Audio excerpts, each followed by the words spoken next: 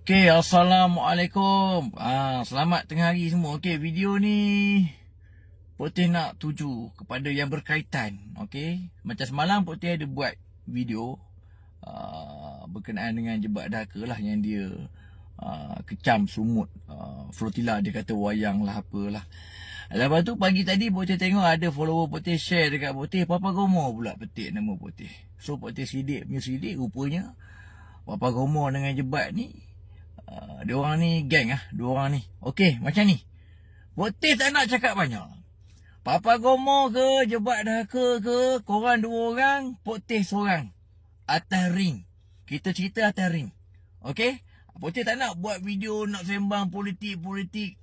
Putih memang akan backup flotilla tu. Okey, sumut flotilla tu tak ada berkaitan pun. Tak semestinya kita backup dia. Putih ni penjilat PMX. Okey, yang kau buat tu apa benda? Okey, Putih ni tak ada sokong mana-mana. Okey, berkaitan dengan sumut flotilla tu sebab Haji Zainal dengan Putih macam ni. Faham? Haji Zainal tu kau selidik sikit. Ini bukan berkaitan dengan politik ke, tak ada. Engkau semua benda kau nak kaitkan dengan politik. Jadi sekarang ni Putih tak nak cakap banyak.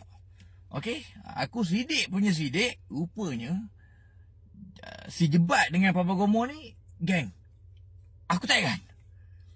Korang dua orang nak macam mana dengan aku atas ring.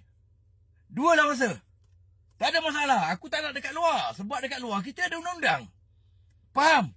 Kita ada undang-undang dekat luar. Jadi atas ring ikut saluran yang betul. Kita nak tengok korang dua orang ni belum temu lagi buku dengan ruas. Okey? Apa-apa kau hello je aku. Aku sampai. Alright. Nak macam mana? Hello. Ya? Tak payah nak cakap-cakap belakang. Okey. Assalamualaikum.